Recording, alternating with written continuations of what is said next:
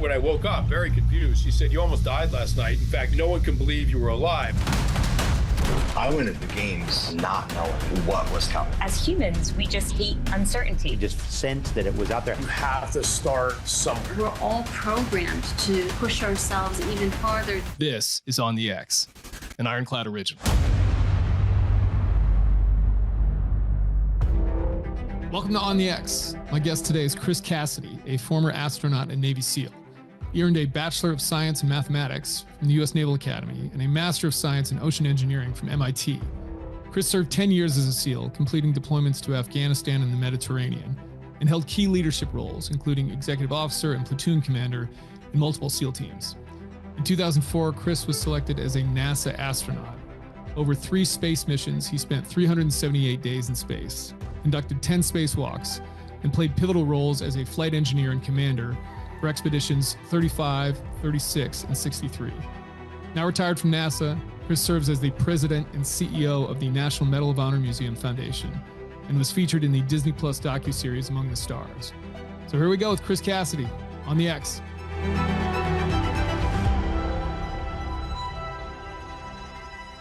Let's go with this, and we'll kind of work backwards instead of starting like the beginning of your career and going that way. Let's just kind of go in the opposite direction. So with the museum, what's that going to be like for people like that come to the museum? What are the exhibits like? I mean, I think we all have sort of an idea in our head of what a museum is, but like, how does that?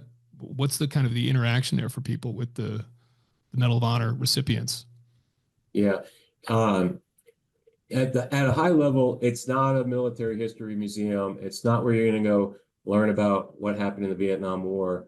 There's other places where you can do that in the country, and we don't want to take away from those. And like World War II Museum in New Orleans, amazing. So that's what that is. This will be a story about people's stories, that normal Americans just like you and me that did something extraordinary on a day when somebody had to, and they did. And so really focusing on those people, and it's not always the story.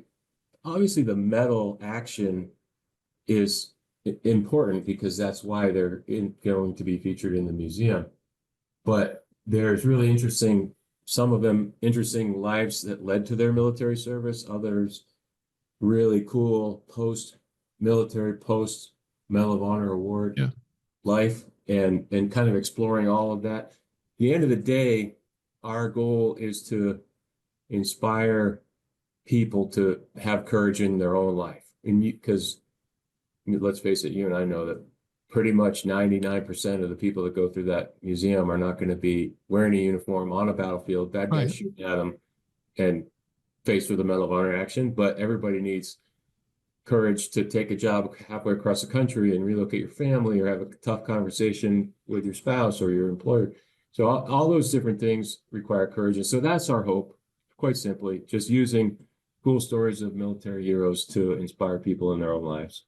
And what does that look like in practice, so to speak? Is there writing, like, exhibits where it's the writing the story, or the videos of people? There's like wax statues of folks? Yeah, great questions. All questions that, I didn't, to be honest with you, Chris, I had no museum background at all before this. And I'm the kind of museum visitor where it's like, plaque. Okay, where's the cafe? I'll meet you there. I'll be, no rush. I'll have a cup of coffee. I'll meet you there, kids. Yeah. But we have a really good team that's putting that together. And so part of it is picking the right stories that will most likely resonate with people. And then you add that on top of, who do we have artifacts for? Like, you could tell an amazing story, but it's nice to augment it with some little piece, whether it's a letter from their mom while they're a POW, or their wife, or, one of the guys, Joe Foss, who was a pilot in World War II, he was the first president of the American Football League. So we've got AFL stuff. In some cases, it's the pants that Slab was wearing when he was on the mountaintop with a bullet hole in them. So it's all different things. And then piecing that together. There's 3,500 medals of honor ever. and there's no way you can tell that many stories in a museum. People couldn't get through it. So we have about 100 people that will Okay. tell that will be telling on day one. I say on day one because there'll be a rotational aspect to it to get through as many as we can, and then of course digitally, all the stories are available. You mentioned you had no experience in this. So how did you land this job? How did Yeah, you it's get crazy, right? to I run? was so my swim buddy in Buds was Mike Hayes. I don't know if you know him, but Yeah, I do. he um after his military career, he went into business, and then at some point he became on the board of directors of this organization now, the Medal of Honor Museum Foundation, but it was headquartered in South Carolina and at the time. And then somewhere in there, um, a year or two after that, he got linked up with the organization is when I was retiring from the Navy and from NASA. And because we were buddies, he knew that I was going to a different phase of life. And while I was exploring the natural thing for NASA guys, which is, go work for commercial space companies, I was kind of thinking I would do that. And he called me and said, "Hey, they're having a change in leadership. We need a new person to help bring this museum to Texas. It's moving, relocating the idea and the people from South Carolina to Texas. Would you be interested?" And at first, I jokingly told him the same thing as you. I'm like, "I'm not a freaking museum guy. I don't care. I love the Medal of Honor, but it's not my thing." But then he said, "No, just come check it out." So I did. I came from Houston up to Dallas, met the people involved, saw where it was going to be, saw that the Jones family and the Dallas Cowboys are behind it, and there was a lot of horsepower behind its success. And next thing you know, they offered me a job. So it was not, Chris, it was not something I was planning or even dreamed that I would be in the nonprofit world. But it was a great decision. I've learned a ton. As you know, nonprofit doesn't mean non-law. I mean, you can't make stupid decisions and lose money. You still have to be a smart No, business no, person. yeah. In fact, if anything, it's tighter, I would say. It's tighter, yeah, because the revenue is whatever you bring in. Yeah. And Well, and it's all so out there, right? Like you got to like publicly display your 990 and all of that. So yeah. yeah, and I've realized too that the organization matters. Like people got to believe in the Navy SEAL Foundation, people got to believe in the Medal of Honor Museum Foundation, but it's also about relationships and trust. They also have to trust that you as an organization are going to do well with the money. And that's why I think Navy SEAL Foundation is so successful, because that trust is there. And building on that it's been something I've learned quite a bit. Actually, by being on the NSF board helped me be a better employee here at the Medal of Honor Museum. Sure. Yeah, that totally makes sense. Have you dug into, listened to any of the Malcolm Gladwell Medal of Honor podcast series? Just one of them. Yeah, it's pretty good. It's really good. Yeah, Yeah. he was the first guest I had on the podcast, and in preps for that, I listened to a bunch of those, and man, they're so well done. It's like that. Yeah. It's what I think of with the museum, right? Like his ability, his storytelling ability is so superior that just, if you're able to capture that level of like the intrigue that you can get from listening to the way he portrays those stories, I think that's a winner. He just does it so well.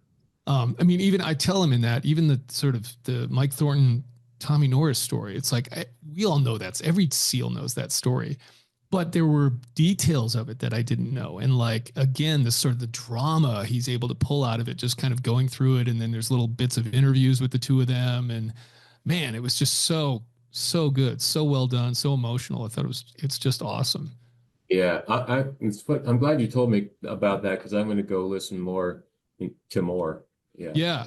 Yeah. I mean, I just think he'd probably be even open to a conversation if that's helpful, because I don't know, maybe he's got like access to other things that could be helpful, or artifacts or people he's talked to, or sound bites or something like that. I just think, he does a great job with that series. And it um, it made me more interested in the Medal of Honor stories, especially the ones I don't know or people we don't know, like Slab and Ed Byers and stuff like that, right? Like these ones where it's just like, I've never heard of this person, but holy shit, listen to this story. This is just amazing, right?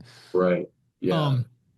Okay, so winding the clock back, look, I mean, like I've talked to plenty of SEALs on this show, and so I really want to spend the bulk of this on the NASA stuff and the astronaut stuff, because it's really the thing that's so unique about you, and it's the thing I know next to nothing about. There's been a couple of team guys that are astronauts, Bill Shepard and Johnny Kim. Is that it? Is it just the three of you? Yeah, Shepard, me, and Johnny in that order timeline. Right. Yep. Yeah. Yep. And then I actually know another person who's an astronaut, Nicole Mann, who was Nicole Onapu. She was she was my underclassman at the Naval Academy in our company. Was she really? Yeah. So I mean, I haven't talked to her. She's a rock star, man. I would have bet, maybe still would bet money that she'd be the first female to walk on the moon. Yeah, and which would be amazing. I mean, I haven't seen Nicole in probably since we graduated, like 25 years or something like that. But it's been really cool to just from afar see her like up on things, or like in some stadium, it's like doing something, and here she is on the, whatever. It's really cool to see that. Yeah. So how did you make this transition from the SEAL teams to being an astronaut? What was the draw for you? So, I did not grow up thinking about being an astronaut or really the military. I want to honor what you're thinking. I think I agree with you. Let's focus on the NASA part. But getting into the military was just a function of me trying to figure out how to pay for school. So it wasn't like this grand vision of service to the nation, or I had this roadmap because I wanted to fly in space and that service academy was a path. It was real as simple. Let's pay for school. Okay, I got in. Okay, then you got to pick something to do after graduation. That's when the mentors and what do they call it? The SEALs that are on staff. The motivators, right? SEAL motivators. Yeah, motivators did exactly that. Motivated me and classmates and found myself in the SEAL teams. And it was during that time, I was probably 26, so maybe like a mid-lieutenant, when I knew it was time for graduate school. Like I had done 2 deployment buds and all the training, and then 2 deployment cycles in a row, and was coming up for orders. And grad school was something I thought would be pretty good for my family. I had kids early, so I had 3 young kids, and I felt like that would be grad school would be a good opportunity to take a family break and kind of move on to the next operational tour with a nice break during 2 years of grad school. So that's where I was applying to grad school. And in that same time, I forget exactly the sequence, but I met Bill Shepard. He was nice enough to take my phone call, and I talked to him, and he told me that anybody can apply to be an astronaut, because I didn't know that. I thought you had to be a pilot or you had to be something else that I wasn't. I used to think it was like you had to be a pilot first too. Yeah, so did I. But literally anybody off the street could just apply to be an astronaut. Is that true? There's basic requirements. So if you want to be a NASA astronaut, you have to be a U.S. citizen, and you have to have. When I was applying, you just had to have a bachelor's degree in a technical major, like history, political science didn't count. It had to be like math, science, engineering, chemistry, that sort of thing. So really those 2 things, bachelor's degree and U.S. citizen. So that doesn't really limit the pool very much. That's a big pool, yeah. And they have since added a master's degree requirement, which makes sense because most of the people that got selected had one anyway, so they just sort of formalized it. Sure. But still, it's quite achievable to be eligible to apply. And so he's the one that kind of told me what those requirements were. And it dawned on me like, well, that would be kind of cool to be an astronaut, but I also love what I'm doing in the team. So it's really not a big risk to fill out the paperwork and send it in. If I get it picked, amazing. Sure. If I don't, that's fine too. I love this job. So it was, again, not a great part of a grand plan. We select astronauts about every 4 years. And so this interaction with Shep was right before the class of 2000 applications were due. And I didn't have graduate school. I had didn't have a ton of experience in the SEAL teams, just 2 deployment cycles. So, but I applied anyways, and I didn't get an interview, didn't get called back at all. And in the ensuing 4 years, from 2000 to 2004, I completed graduate school, went to SEAL Team 3 and for that next selection cycle, and that's when I got picked up in the spring of 2004. Okay. And then what does it look like? So like, how big is a class? What's that even look? I mean, I literally have no conception of this. My like understanding of how NASA works is limited to the right stuff, Apollo 13 and Armageddon, right? Yeah. Like that's like explosive stuff comes together, they ignite an engine and people fly off the planet. Yeah, basically. Like, you see the big tank and people underwater doing that stuff or in some sort of spinning thing or whatever, but literally have no concept of how this actually works. So how does that pipeline? No, this is great. So every astronaut, there's not a hard and fast rule on how many people I say we, like I'm still there, how many people NASA picks per class. It's really, and you don't know this as an applicant. I have knowledge now because I served in a management capacity there and was part of a couple selection cycles. So we have this big Excel spreadsheet that projects the number of launches per year and how many crew members we're going to need to put. And basically it spits out how many active flying astronauts we need each year. And then we just put this kind of, okay, well, in SEAL terminology, you bring 2 things to make 1 thing because something's going to break. And same thing with astronauts there. Somebody's going to get hurt. Somebody's going to be pulled off the cycle. So you add a little bit for that, and then predict how many people are going to retire, and boom, it spits out, okay, this cycle you need to pick 12, or you need to pick 8, or we think it's going to be a crazy year in 4 years and we're going to fly to the moon and we're going to do all this stuff. You're going to pick a 20-person class. Okay, but still small numbers. We're not talking 100. Small numbers. It's usually, Chris, about between 10 and 15 people. Okay. In my class, we had 11 Americans, and then the Japanese had a selection as well. So there were 3 Japanese astronauts that they timed it so their training was part of ours as well. So we were 14 people, 11 Americans, 3 Japanese, showed up at the Johnson Space Center in the summer of 2004. I had orders to move to Unit 3 in Bahrain. And so I knew I was moving that summer, and then the orders just changed, and called Margaret, and she rewrote my orders to go to the Johnson Space Center. Yeah. And I stayed there, active duty guy, for 17 and a half years, never moved. Oh, so you were still on active duty the whole time you were at NASA? Yep, I counted against Naval Special Warfare and all the Manning documents and all that stuff. Oh, wow. Okay. I mean, I didn't even know that was possible.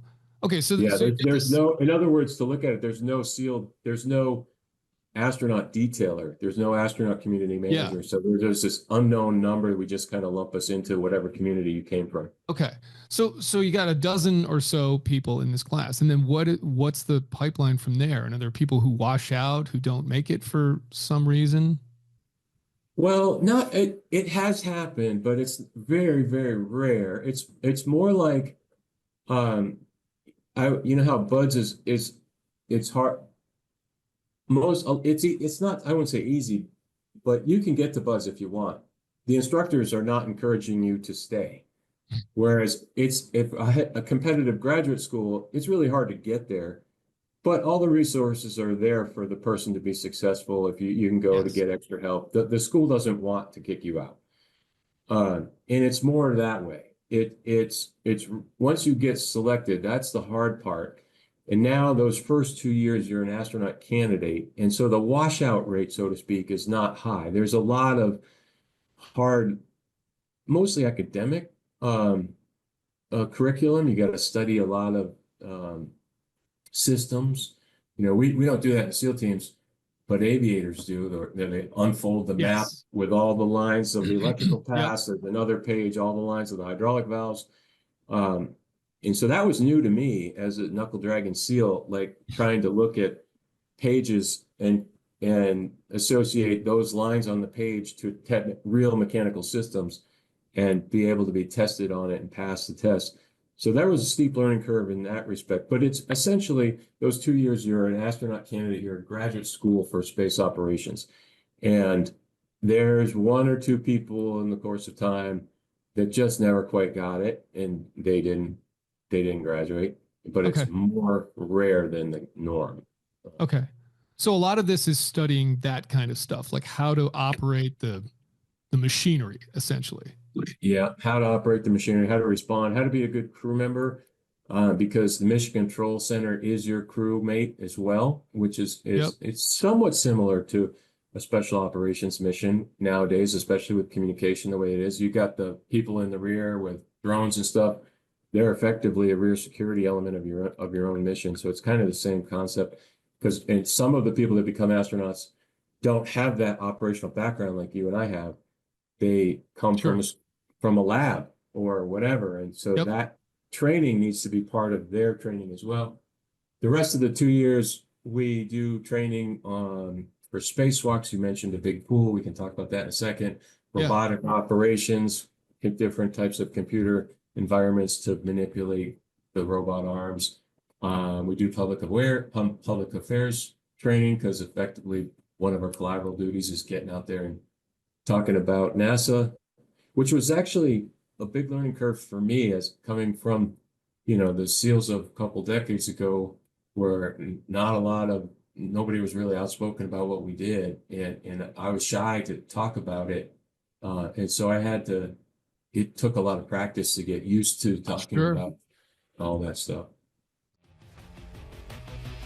On the X is proudly presented by Mechanics Wear.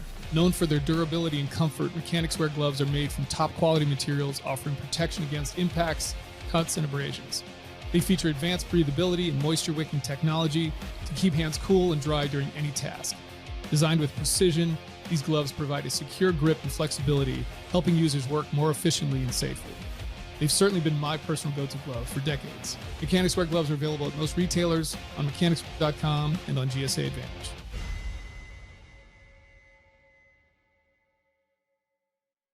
So 2 years of that. Yeah. So talk about the other stuff, like the pool stuff, that kind of thing. Right. Because you're right. Classroom training is not cool. That's boring. But Yeah. I mean, the pool even stuff.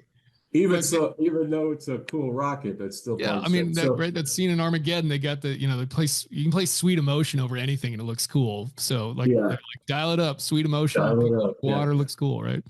Yeah. So just like the military, NASA has acronyms for everything, and the acronym for big pool is NBL, Neutral Buoyancy Laboratory. Okay. And so we go in the NBL to train for spacewalks, and it's a really high fidelity training environment. You wear the same suit. In fact, they're suits that flew in space and have ended their service life for space. They get sent back to the ground and repurposed for training. The big difference, a couple differences, on a real spacewalk, everything you need to live is in the backpack that you're wearing. There's no umbilical cord with supplying power or oxygen or water, no systems connection to the vehicle. It's your hands moving, and that's it. We do have a safety line. In the pool, however, there's a big umbilical cord that is surface supplied. Basically, you're a surface supplied diver. So that's one aspect of it. You never run out of consumables when you're in the training environment. The other big thing is, in real space, you're going around the planet every 90 minutes.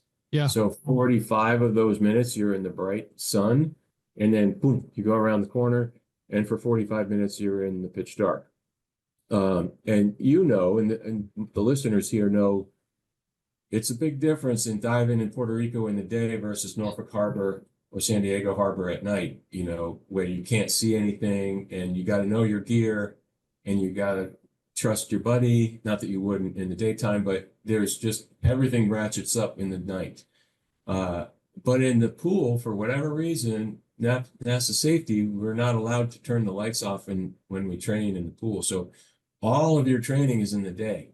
And that's a big difference. The first time you go on the real spacewalk and Ah, the lights go out and it's pitch dark, it's, it's not for the faint of heart. So that's one big difference. And the final difference is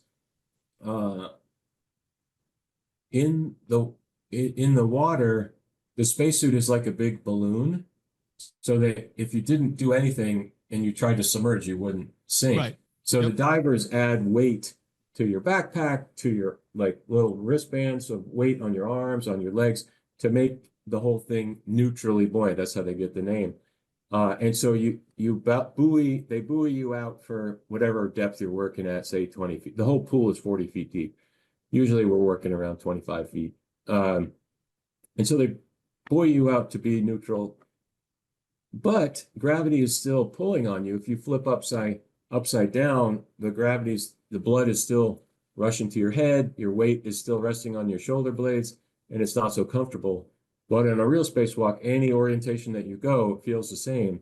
So it's much more comfortable in that sense. So there's a few differences, but by and large, the pool is an amazing environment for us to train in. And it's really, really highly accurate in terms of managing your tools and how hard it is to grab stuff with the gloves and that sort of thing. Yeah. And when you're done with that pipeline, do you get a pin? Are you officially an astronaut at that point? Do you have to go into space before you're considered an astronaut? Are there technicalities with that aspect? Yes, when you graduate from astronaut candidate training, you get a pin, like a silver pin. And then as soon as you fly in your first mission, that first day, your commander gives you your gold astronaut Okay. pin. Got it. I figured there had to be some kind of difference there. So Yeah. what was your very first mission in space? My first mission was on a space shuttle mission called STS-127. So the 127th mission of the space shuttle. Total of the shuttle's life, there was 135 missions. And this was the summer of 2009. And a space shuttle crew is 7 people. All the training happens in Houston. The launch and the landing. The launch happens in Florida. The landing hopefully happens in Florida. We do have the ability to land in California if the weather dictates. But anyways, and shuttle missions are 2 weeks long, limited in duration by how much oxygen we could put in the tanks. The shuttle was unique in that it would make its electricity from a fuel cell, which combined hydrogen and oxygen to make electricity, and the byproduct was water. So it was a pretty neat machine in that it made your own electricity and drinking water, but you could only stay for a finite amount of time, and then you ran out of both those things, which are essential to life. So 2 weeks long. And you can also think of the space shuttle like a big pickup truck, a king cab pickup truck. You've got 2 rows of seating. In the shuttle, it's an upper deck and a mid deck downstairs, upstairs and downstairs, and then a huge cargo bay where we carry all the gear. And it took around 35, I think, shuttle missions to assemble the International Space Station. Basically, all those missions brought up different pieces and components, and then we put them together in space and built what is today the International Space Station. And is that what you were doing on that mission, was bringing stuff up to help build the station? Yep. In fact, we had a component, an exterior research platform that got bolted to the outside, and then had to do a number of spacewalks to finalize the outfitting. In other words, robotic arm can do the gross connection, like get it physically there, but then a human being has to go plug some plugs in, take off blankets and undo some Velcro and cut zip ties and turn it into an operational device.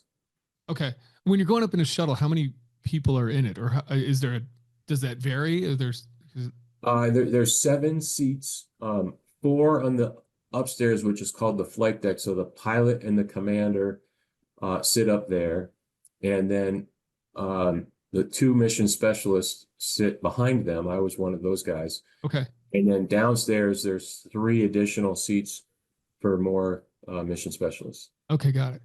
Is there a way to describe where someone could understand it, what it's like to launch in that thing?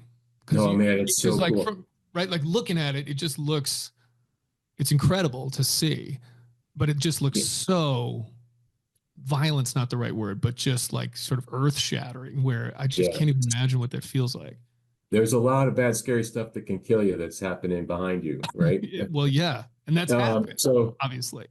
there's a couple ways to answer your question, because it kind of starts leading up to it, right? It's kind of like a new guy in the SEAL teams leading up to deployment. What's it going to be like? And then leading up to the first time on a helicopter insertion. What are we getting into in the mission? There's that lead up moment that gives you the hype of it. And when you don't have a context of experience of your own to put that in perspective, there's a lot of unknowns there. And that is, I don't want to say anxiety, but it just like, okay, if I thought of everything, it's the same concept of somebody on the helicopter touching their same piece of gear like 15 times. Right. Yes. Making sure it's still there. Yes. And so for me, where do I start? So you go into quarantine in Houston, fly to Florida, you're there for about a week, and then a couple of days before launch, your friends and family come into Florida, and you can't see them because you were in quarantine, but then they're all there. They're blowing up your phone, your email. They're all excited, and that excitement translates to you a little bit, so you feel that hype. And then it's the night before launch, and you kind of lie in bed thinking of stuff. Did I remember this? Did I remember that? You sort of sleep, but you sort of don't. And you pack all your bags in the morning. One bag goes to Florida one bag goes to California for what you wear on the shuttle if you land there. One bag stays in Florida. That's what you wear when you land here. The rest of your stuff gets shipped back to Houston. Now you're just standing there. Everything's packed away. Your book bag's packed away. You're just in your PT gear. And you go to lunch, you have lunch, and then you go to the suit room and you put your suit on. And it's kind of like, I mean, you're familiar, and the listeners here are familiar with the whole jock up process when you're getting ready and everybody's standing around. And it's a different kind of thing when you're jocking up for a training evolution, even though it shouldn't be. You should train like you fight, and everybody tries to get that mentality, but it's just innately different when you're jocking up for a real mission, whether it's in the SEAL teams or on a real launch. And I remember on my first launch attempt day, we're each assigned a suit technician, and this guy or gal is a guy in my case. He knows how you like your gear, how you like this hose and that hose, and where you want your knee board and all these things.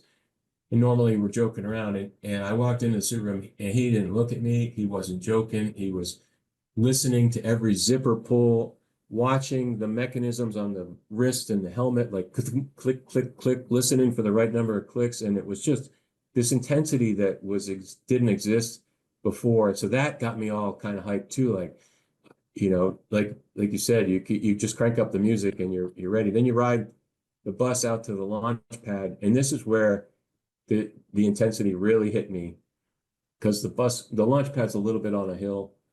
And the bus stopped, and it was nighttime. The shuttle was fully illuminated with all these lights, and it's full of cold fuel, and that warm Florida air and the cold fuel, they kind of make this misty aura about the vehicle, and the energy that's trapped up in the metal structure the metal structure is kind of moaning and groaning, and it's real. And you get out and you look up and go, oh my God, we're getting in that thing. And you get in one by one, and you're buckled in about 3 hours before, and you're just kind of waiting for the clock to tick down. And then finally you get to go for launch. And I remember fist bumping with my crewmates and thinking, holy cow, man, it's finally here. It's real. This is real. And then the clock ticks down to 0 and the thing lights. And this surprised me though, Chris. I thought it would feel like this amazing slam in my back the second the number went to 0. Yeah. But it wasn't. It was surprisingly, I don't want to say docile, because there's still a lot going on, but like wiggling and stuff, but not thrust in my back. And afterwards, I thought about it and talked about it with my crewmates, but Wayback Machine, you remember the formula F equals ma, force equals mass times acceleration. Well, the thrust is the force, and the thrust is constant, and it's calculated to be what's needed to lift the thing at the most heaviest moment, which is right then. So the force is constant, the thrust is constant, but every second we're burning fuel and getting lighter and lighter. Like it's about a backyard swimming pool worth of fuel every 10 seconds. And so every second, the acceleration has to get bigger to counteract the mass dropping. So in those first five, the reason I'm telling all that is the first 5-6 seconds, it didn't feel like a ton of acceleration to me. In fact, I was looking at the number like, I think we're supposed to be moving, but the altitude doesn't seem to be changing. And then 5, 6, 7, 8 seconds, now you're feeling it. 9, 10, 15 seconds, you're really starting to feel pushed back in your seat. At about 35, 40 seconds, the vehicle throttles back. It goes through this period of maximum pressure. And then coming out of that, about a minute, you throttle back to max and boom, now you're really hauling the mail and your head is pushed against the back of the headrest. Your arm's difficult to move. And you're sustained 3.5 Gs for the better part of the 8.5 minutes. The difference between a pilot flying in Gs, if a pilot pulls back on the stick, the G forces come down from their head, and that's when the blood pools out and you can pass out. Yep. Our seats are oriented so the G force goes into your chest, so the risk of passing out is not there. So it's a little bit different of a G experience than in a fighter jet. Yeah. They have it worse in a fighter jet. Yeah, I would assume. Can you see anything? Like, can you see out a window or anything when you're doing that? So on the flight deck, the chairs are oriented like a cockpit of a plane. So your heads are looking out the front windows. And then there's a window that's like a skylight that's happened to be above my head right here. And there is a window behind, but that looks into the payload bay. So during launch, the payload bay doors are closed. There's nothing to see there. But when the engine's lit, I remember we have a wrist mirror right here. I remember taking the wrist mirror and looking out the overhead window, which is looking horizontal. When you're pointed up, the overhead window looks sideways, and seeing all the smoke and fire enveloping the whole thing. It was crazy. The other interesting thing, this is not often talked about and be interesting to share with the listeners. The shuttle is, if this is the launch tower and here's the shuttle, you're pretty much stationary for the whole 3 hours that you're in there. And I was looking out the side window at the same piece of metal for 3 hours. And then right before launch, 6 seconds before launch, the shuttle main engines light to make sure that they're healthy and well. If they're not, in those 6 seconds, they can terminate the launch and there's the explosive bolts on the bottom that keep the whole thing from leaving the pad. But the engines are off center. So when the engine's lit, it kind of went, and so that the top of a sailboat mast is the best example I can think of. Got it. I was looking at the same piece of metal. All of a sudden, the whole metal structure disappeared, and as the top of our sailboat mast went like this, and it's timed such that that's 6 seconds, 5 seconds, 4 seconds, 3, 2, 1. When it gets back to right, it launches. Wow. And that was really freaky to me. I was like, holy cow, we're pointed like 15 degrees off vertical, and then boom, it comes right back to vertical, and off you go. Anyways, lots of detail. I could talk about it's really interesting. I mean, again, like so few people will ever experience that. And so getting a sense of what that's actually like, I think is fascinating personally. Yeah. What's the first thing, like once you're in space, so to speak, what was the first thing you saw where, I assume there's got to be a sense of awe and wonder, something that just, again, so few people actually, so we see pictures certainly, but it's got to be different in real life. And is it looking back at Earth? Is it like you're talking about, and I'd love to hear more about this, like when you go into the darkness, when you're going around the Earth, like what that's kind of like being in complete blackness. Cause I'm assuming there's lights on the in the space station, right? There's got to Yeah. be some kind of light around you. Yeah. Let me talk about that in a second. The first time I saw Earth was on that first shuttle mission. My job was to take some pictures out the window of the external fuel tank as it separated. And I was doing that, and I was so focused on the external tank floating away. And then all of a sudden I was done, and I moved the camera aside, and I saw the Straits of Gibraltar beneath us. And we were like 30 minutes into the mission. And I thought, oh my God, 30 minutes ago, we were at 0 knots and 0 altitude in Florida. And now I'm over Spain. That's pretty fast. And that was the first indication I had of, or perspective I had of the speed. And, but you see this, you just see, it looks like real life Google Maps. And you see the ocean and the land and the white clouds and mountains. It's just really, really cool. You don't see the borders. You don't see, you go right over the Middle East, but you don't see all the conflict. You go right over I-95 in New York, and you don't see the congestion. You just see Earth below you. It's really, really cool. And I think the world would be better off if everybody had 5 minutes out that window. Yeah. So anyways, that's a humbling experience that first time you see it, and every time really, but the first time you see it, it kind of takes your breath away a little bit. And then the jumping ahead, like you were talking about outside the space station, when you're out on a spacewalk and you go on the dark side, there are lights out on the outside of the space station. We do have helmet lights on our head, but they only illuminate like a 3-foot little thing in front of you. Mm-hmm. And occasionally you turn them off and just kind of soak up the environment a little bit. Yeah. But usually you're just busy working. And so, and what does that look like? What does work look like when you're up there? So, I mean, like you mentioned the shuttle missions, where I assume for the most part you're in the shuttle during the whole mission, but excuse me. But then you've also done, you spend extended amount of time in the space station as well. So yeah.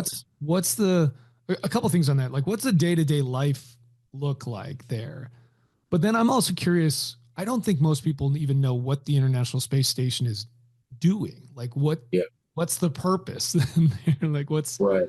Yeah. So the space station is like our outpost in Earth's orbit, and 7 people now live there full time, mix of different nations. The shuttle is a vehicle that could go up and down to space and bring people and bring cargo. So my 2-week shuttle mission, 10 of those days we spent connected to the space station and building it. We slept on, because there are space station crew members, kind of like there's Naval Special Warfare Unit, a platoon deploys to the unit members are still there, and the platoon comes and goes and does the operational missions. And so we would, as a shuttle crew, my first mission, we were there on the space station. We helped do some of the tasks, and I'll talk about those in a second. We would sleep and go to the bathroom and eat on the shuttle, and then we disappeared after 2 weeks. My second and third missions to space were both what we call long duration missions, and I was a 6-month crew member on board the International Space Station. And when other vehicles would come and go, I would be a resident of the space station. Now, what are those day-to-day things like? It's when you're up there as a full-time crew member of the space station, I would say that, so the mission of the space station is to do science experiments and research, really, when you come down to it. And the experts are not us. The experts are people all around the world on the ground who think of their experiment, who develop the equipment, and then launch it. And then we are the people that connect it, monitor it, troubleshoot those experiments, and just keep them going, and then change out the lab equipment for the next round of experiments. So I think 60% of our time roughly is doing that type of work in a given work. 20% of our time is maintaining everything. You know, like as you know, every machine is in one of 2 states. It's either broken or fixing to break. So we are doing the maintenance, preventative and corrective maintenance for the 20% of the work week. Yeah, that makes sense. On all the different equipment, whether it's the space station or the space suits or whatever, everything that's up there. And then the rest of the 20% of the time, I categorize it as maintenance on ourselves. Eating, exercise, sleeping, calling your loved ones, reading a book, looking out the window, thinking about what you're going to do when you get back, whatever. Just kind of the same kind of thing you do on a SEAL deployment when you're sitting in your hooch in between on a Sunday. Sure. Okay. Just decompressing and getting ready for the next operation. Those experiments, what are they? Are they like, is it environmental stuff? Is it, astrophysics type things? And there's how are those funded? Are those privately funded? Like, you know what I mean? Is that coming from governments that are doing that, funding that? So yeah, great question. That it is not, NASA doesn't fund them. There's a few experiments that are internal to NASA, which that they get funding through other means, just like any other researcher. But essentially think of like a professor at a university who has his research team of graduate students and undergrads, and they come up with their whiz-bang idea and let's test it. And they develop all the equipment. They seek the funding through research grants and such. Okay. And then through a process of iteration on their equipment, they get it approved and it flies there. So, and that happens in slightly different variations of that same story all around the world in different countries. And so we're getting equipment that may have been manufactured and come up with an idea at a university in Italy, or for example. But everything's in English. All the procedures are in English. We speak on the radio in English to the researchers or their spokesperson. And they come in different buckets. There's like I would say biological type ones whether it's animals or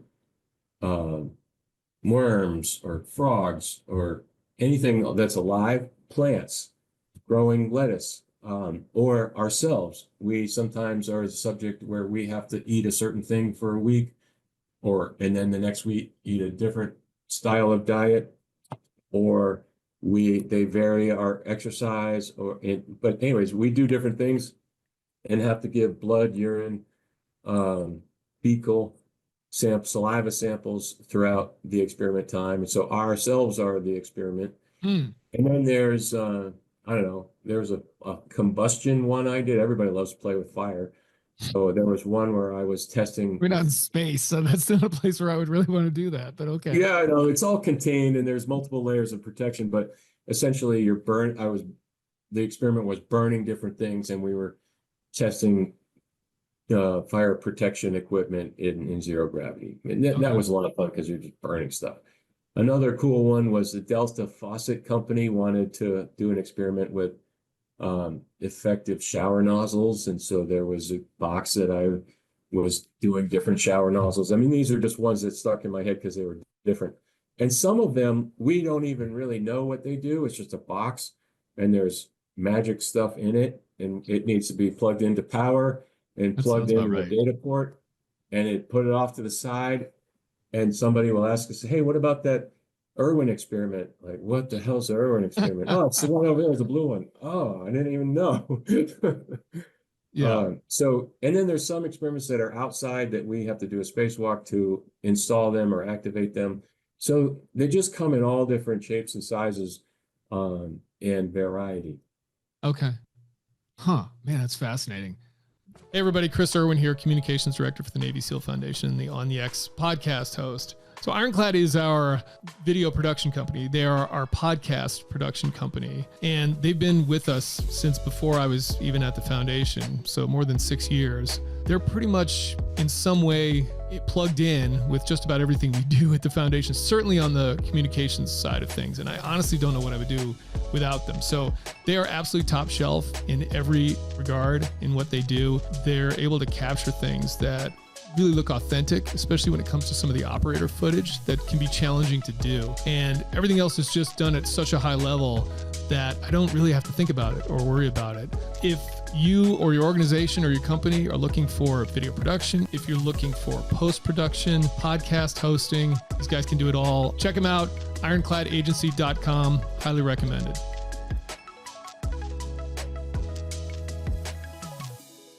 why is it this? I don't want this question to sound the wrong way, but why is it an international space station? It's like, why don't we just have our own space station? I mean, it's great. Like, because I was reading something about where there was a period of time where it was just you and two Russian cosmonauts up there, right? And, and what's so interesting to me about that is we can have all sorts of conflict and political stuff going on between those countries down on Earth, and yet you guys are up there working together, doing whatever you're doing up there. But I'm just curious, why is that the model to do it that way? Yeah, this is a really interesting question because in the latter stages of the space shuttle program, so the first space shuttle launch was in 1981, and that as it flew, NASA knew their vision was to build a space station, and they designed a totally United States space station called Space Station Freedom, but it was 100%. Its success was on funding from Congress, and it went up and down, and they just never could get consistent funding to fly the shuttle and build this program. And as soon as they went to international partner model, now all of a sudden these other countries were bought in together, and it's kind of brilliant from a political perspective because now it's not up to just one country to say, we're going to underfund it this year and go, good luck. We hope for the best. Now all these other countries are equally bought in, and there's political, I don't want to say pressure, but everybody wants to be supportive of each other. So it's really a case for it's best for all the countries. We all can do more as an international cooperation in space because it's just very expensive and costly to do it alone. That's why it's tough for me to see a commercial company having a business case to go to Mars.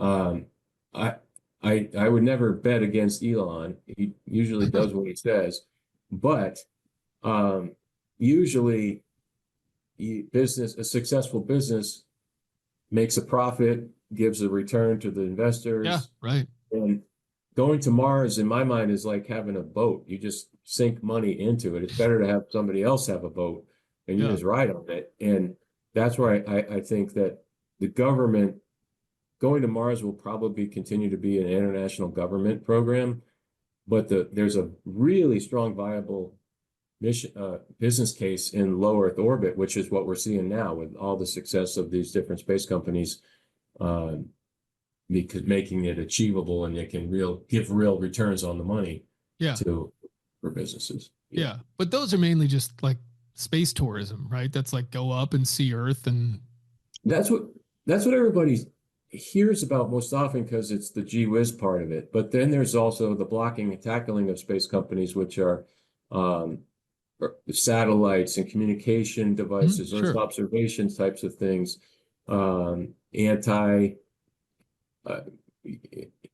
anti-space war kind of concepts. You know what I mean? So those don't get the hype in the gee whiz because it's not a person who paid $10 million to do it. It's just a piece of satellite.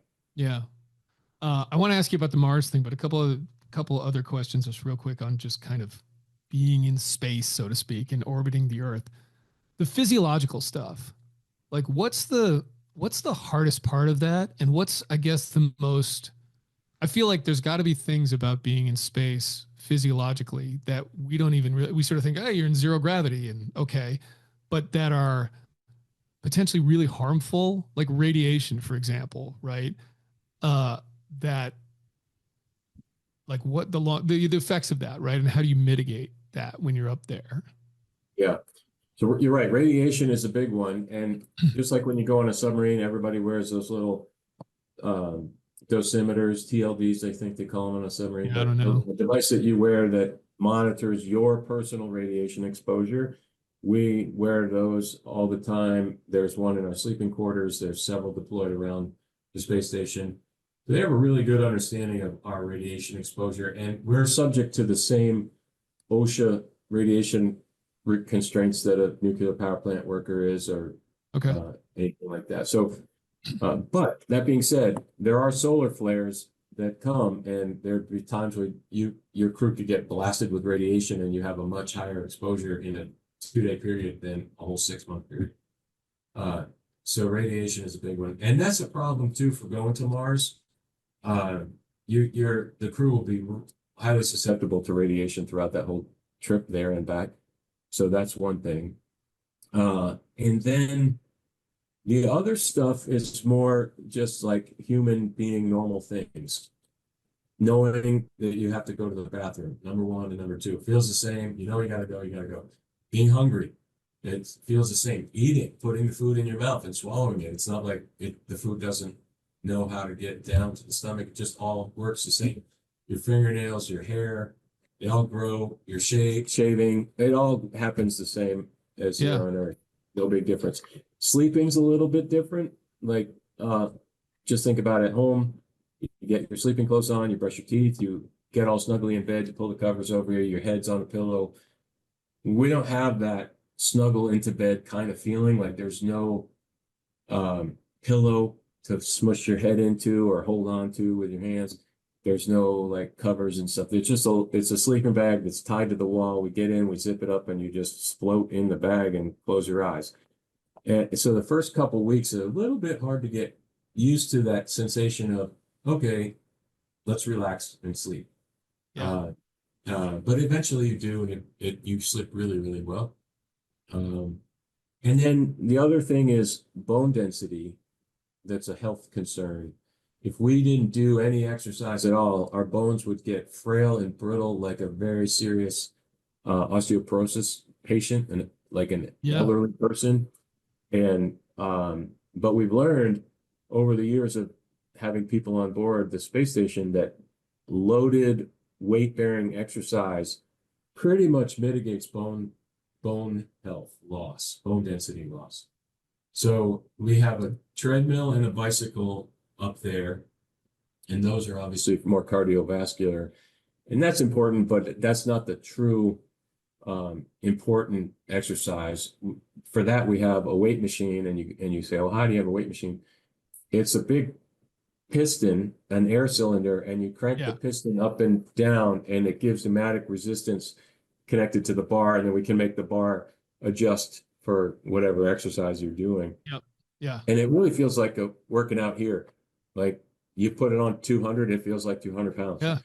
And so the big exercise we focus on are the spine, your butt, your legs. So legs, glutes, squats, deadlifts, RDLs, all that kind of stuff. We do arm things, but those aren't really important. It's about your larger muscle groups. I think Bowflex missed a bet with sponsoring NASA if they'd gotten on board early, right? Like in terms of it would have worked in space. But because I would think even with that, doing that exercise for whatever it is, like an hour and a half a day, right? Where you have to be doing some form of takes about an hour to do the weight program each day, and then you spend 30 minutes on either the bike or treadmill. So total hour and a half. But I would imagine even that if you were up there for long enough, it's just all that other time where even just sitting here, like my muscles, like my erectors in my spine, to your point, like the gravity pulling my body down means my body is doing stuff to stay upright that you're missing when you're up there. Does it feel different when you come back from that, or you're up there for weeks, when you finally get back to Earth? How much of an adjustment is there? Do you feel weaker? Is it like, whoa, I'm a little unsteady for a bit? Well, because of those exercise equipment, our muscles are all fine. But the problem is they're not used to working together, and they're really not used to working together with your eyeballs in your inner ear. So you're super wobbly when you come back. And you're walking up and down stairs is really difficult because your feet, this sounds weird, but your feet don't know when they're going to hit the next stair. That it's just all out of whack. Everything's out of whack. It's difficult to take a shower because when you wash your hair, you close your eyes and you agitate your head. And that is so provoking that you fall. So it takes about a full month to be back to normal. I tell people, if we ran into each other in the grocery store at 2 weeks, you couldn't tell, but I can still tell. Like, you know what I mean? I'm not like standing there going, Yeah. oh, hey, Chris, how you doing? I'm so well. But inside me, I just don't feel the confidence to jump and bend over and cut on a basketball court to drive to the baseline. You know, that confidence isn't there quite yet. Wow. I never would have thought it would take that long to readjust. Yeah. That's a long time. We spend, as soon as you land, you spend about 3 hours a day for the first 5 days for sure. And then it tapers off in time in the gym. And that's not doing weights. That's orange cones on the basketball court, cutting, you know, jumping, bending over with one foot, throwing a tennis ball against the wall with one foot, holding on one foot, standing on one foot, you know, that kind of thing to get your balance back together. Wow. That's crazy. So let's talk about, actually, there's one other question about that. What was, of everything you did, what was the thing that was maybe the most surprising or the most like, here's how you envisioned it and it was completely different or just foreign for you? Mm-hmm. I don't know how to say this clearly, but so when you're in training, the thing about training, SEALs train other SEALs to become SEALs. Firemen train other firemen to become firemen. Astronauts don't train other astronauts to be astronauts. There's not enough of us. So it's a cadre of technical experts that train us on different subsystems. And then we sit around the wardroom, ready room, and swap stories for the new folks to get up to speed. But essentially, we don't have, you can't go to space to train for space. So there's some things that you just don't know until you get there. And for me, I was thinking that everything would be in the procedure, and the procedures are really good.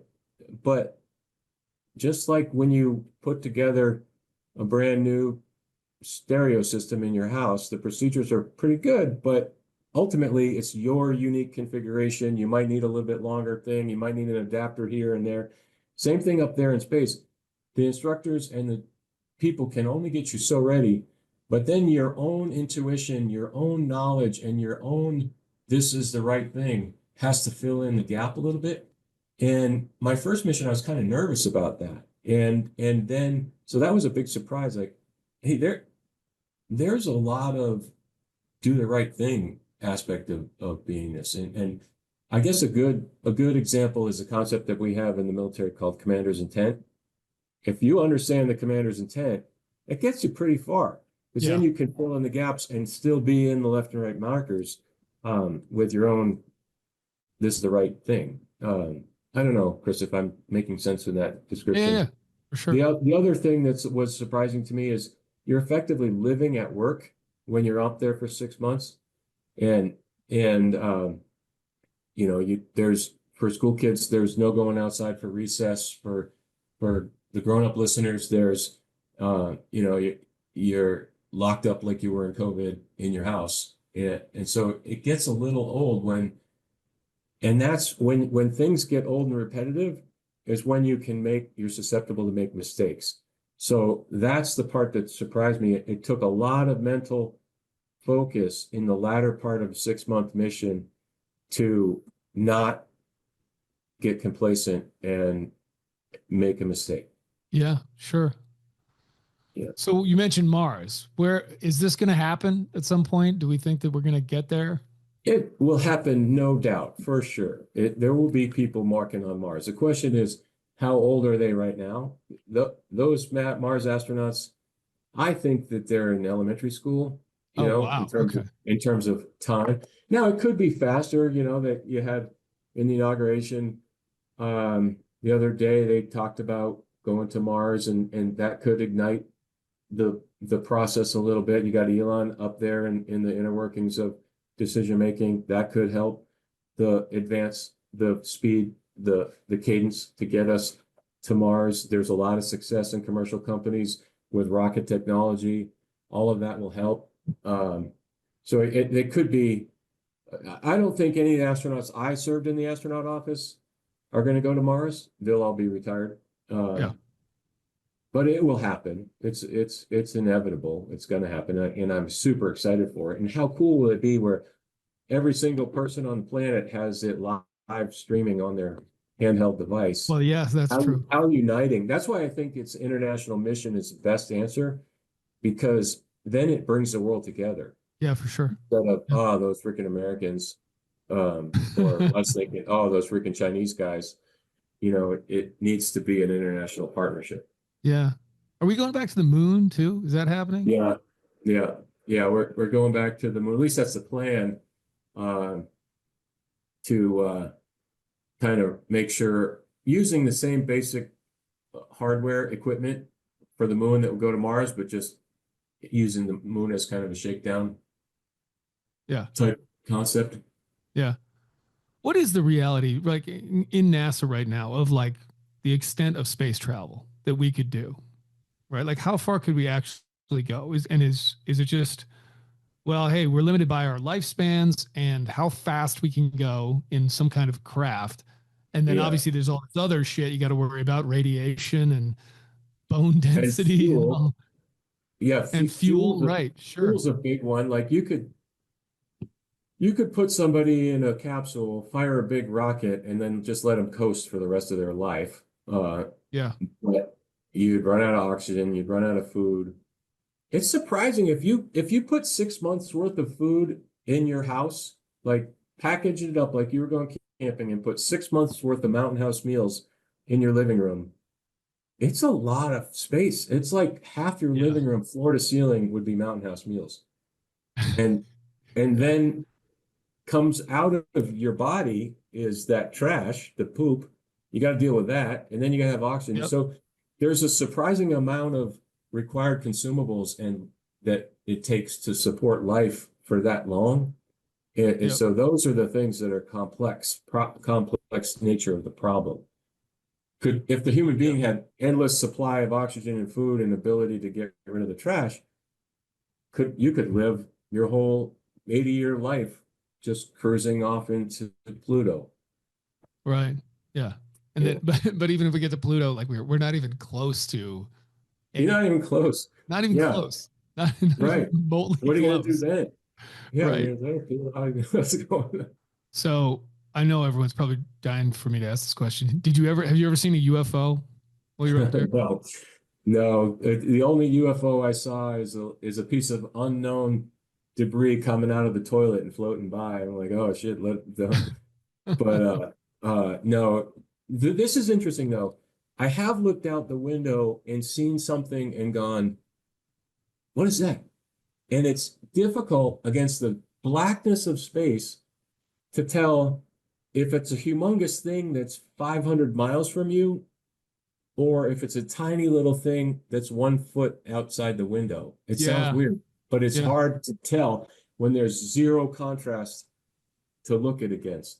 Yeah. And so usually you get a pair of binoculars or a big camera and you go, oh, in the 2 cases that happened to me, it was a piece of fabric string from a thermal blanket that had floated away, just a little string like you'd see in a sewing machine that floated away, and it was not far. It was 5 yards from the window, but with the sun angle, it just looked kind of weird.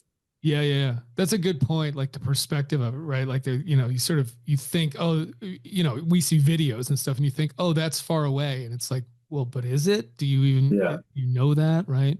Right. Is there tons of space? I've always heard there's space junk up there, just like a ton of junk that's sort of. Oh yeah. You don't see it with your naked eye. If they show you a debris model before you launch, it's pretty scary because it's just like debris everywhere. And you think, how are we going to get through all that? But just like it's a big ocean and there's tons of shipping containers floating like icebergs out there for ships to hit, but they don't because it's a big ocean. Same concept. Yeah. Okay. Yeah. I mean, I think in my mind, I have this like doomsday scenario of just junk that you have to navigate around when you go. Yeah. And they do. The ground teams, I got to wrap it up here too, but the ground teams monitor all that debris. And when they know mathematically that the space station will be within, I forget what it is, a kilometer, so 1,000 meters of a debris pass, then we'll fire the engines to increase our altitude or decrease our altitude Mm-hmm. to avoid it. Yeah. I don't want to, this shouldn't be a loaded question, but did what you did in NASA, did it change your perspective at all in terms of the universe, like Earth's place in that, any of that? Is it the same as it ever was, or were there things that you either experienced or just time spent out there that sort of changed that for you? Looking down at Earth, I was never a big crunchy tree hugger, granola eating, Birkenstock wearing guy. But when I saw Earth from that perspective and the skinny little blue line that represents the atmosphere keeping us all alive, it definitely made me more Earth aware and Earth conscious and appreciate that Earth is a place that if we don't all do our good deeds, we could screw it up. We could break Earth basically. And evidence of that is happening right now as the temperature climbs and all those things. And it made me realize that Earth is a spaceship for all of us. And that sounds sort of weird and out there, but to be a good teammate, to be a good platoon mate, to be a good swim buddy, you need to help each other. And that's kind of what it made me feel about Earth. I'm not a super religious person, so it didn't make me believe deeper or less or more in God or anything like that. But it made me very much appreciative of what Earth does for us. Thanks for listening to On the X, the official podcast of the Navy SEAL Foundation and an Ironclad original series sponsored by Mechanics Wear. Learn more at NavySEALFoundation.org or text On the X to 60104 to join our subscriber list. See you next time.